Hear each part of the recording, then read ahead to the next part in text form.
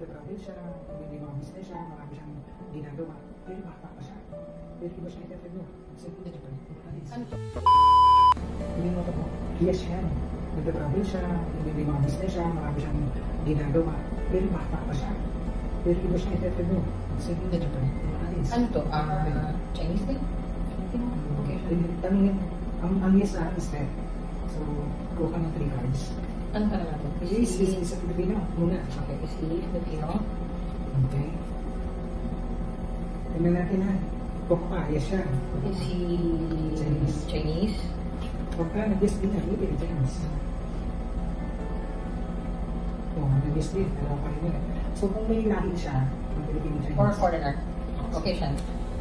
Ano yun? Ano ba? Indian or American? Pag nag-yes din to, yung utak mo, yung sabihin, lahat ng design mo pwede.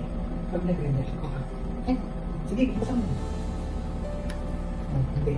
So, Chinese Filipino. Kasi Chinese, pag nangyari siya, kasi yun lang naman yung ano doon eh, yung nagtutugma kayo sa ano, yung gusto mo, yung Ricky, o yung hindi, yung ako lang lahat yan, gusto na rin.